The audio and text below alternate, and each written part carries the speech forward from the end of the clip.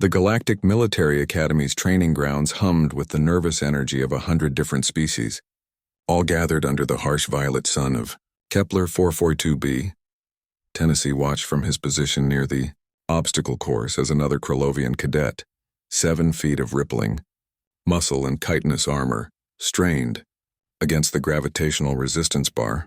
The device was set to simulate the crushing pull of a neutron star's outer atmosphere, a standard test for all second-year cadets. The Kralovian's 4 arms trembled. Sweat, or whatever passed for sweat in their physiology, streamed down its exoskeleton. With a roar that shook the observation deck, it managed to lift the bar 3 inches before dropping it with a thunderous crash. 57 seconds, Instructor Velkoth announced, their translator rendering the clicking sounds into flat, emotionless galactic standard. Adequate. Next. Tennessee had been at the academy for 18 months now, one of only 12 humans in a student body of over 3,000. He'd grown accustomed to being the underdog.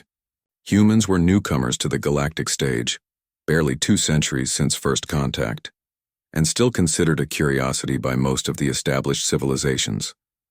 They were the species that had clawed their way up from a death world, survived their own nuclear adolescence, and somehow convinced the Galactic Council they deserved a seat at the table.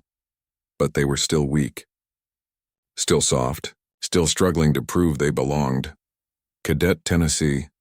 Velkoth's voice cut through his thoughts. You're up. Tennessee approached the resistance bar already knowing how this would go. He'd trained for months, pushed his body to its absolute limits, even used the gravity chamber during his off hours. He gripped the bar, designed to accommodate any number of appendages, and pulled. Pain exploded through his shoulders. His muscles screamed. The bar moved barely, rising perhaps an inch off its platform before his grip failed. 23 seconds. He'd lasted 23 seconds. Insufficient, Velkoth declared. Remedial training required. Tennessee stepped back, his face burning with humiliation.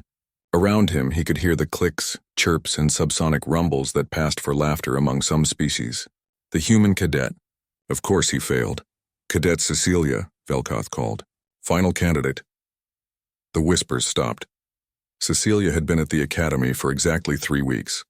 She'd arrived on the last transport from Earth, transferred from some classified training facility that no one could quite get information about. She was quiet, kept to herself, and had an unsettling habit of watching everything with those sharp brown eyes that seemed to catalog every detail.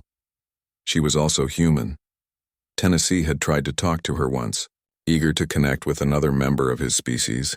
She'd been polite but distant, as if she existed on a different frequency from everyone else. Now, as she walked toward the resistance bar with an easy, unhurried gait, Tennessee noticed something he'd missed before.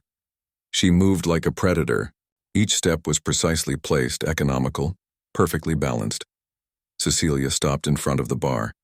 She tilted her head slightly, studying it the way someone might examine an interesting insect. Then, without any visible preparation, without the deep breathing or muscle tensing that every other cadet had employed, she reached down with her right hand and lifted. The bar rose smoothly, steadily, as if it weighed nothing at all. One-handed. Cecilia held it at shoulder height, her arm perfectly straight, not a single tremor visible in her frame. 5 seconds, 10, 30, a minute. The training ground had gone absolutely silent. Cecilia adjusted her grip, shifted the bar to a vertical position, and began a series of movements that Tennessee recognized from human martial arts. Patterns, forms, flowing transitions. She spun the resistance bar like it was a quarterstaff, the device that had crushed a Kralovian warrior becoming nothing more than a training prop in her hands. 2 minutes. 3. By the ancients, someone whispered. Tennessee wasn't sure which species. The translator couldn't capture the awe in the voice. Finally, after precisely 5 minutes, Cecilia set the bar down with barely a sound. She straightened, brushed an imaginary speck of dust from her uniform, and looked at Instructor Velkoth with an expression of polite inquiry. Was that sufficient? Velkoth's translator remained silent for a long moment.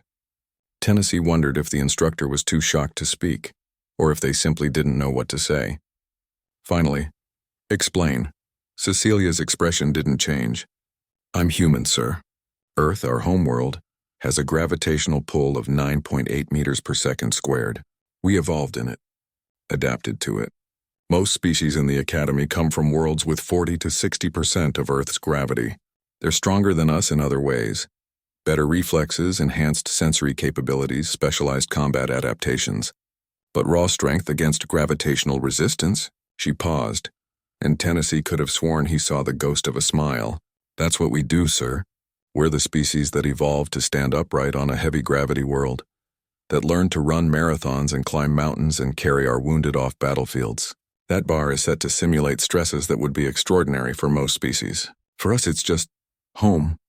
The silence stretched. Tennessee looked around at his fellow cadets, the towering Krolovians, the swift Valanthi, the brilliant Kordaxians with their quantum processing brains. They were all staring at Cecilia with something that looked remarkably like fear. Velkoth's next words were careful, measured. There are 12 humans currently enrolled at this academy. Yes, sir. Are they all? We're all from Earth, sir. Cecilia's voice was gentle, almost apologetic. We all grew up in 1G. Some of us trained harder than others, developed our natural advantages more fully.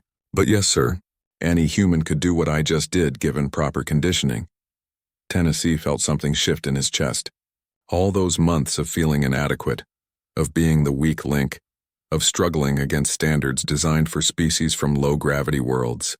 It had never occurred to him that the disadvantage might run the other way, that what felt normal to him might be extraordinary to everyone else. Velkoth dismissed the class early. As the other cadets filed out, many of them casting nervous glances at the humans, Cecilia approached Tennessee. You lasted 23 seconds, she said quietly. Most humans from Earth could manage 3 minutes, maybe more, with proper technique.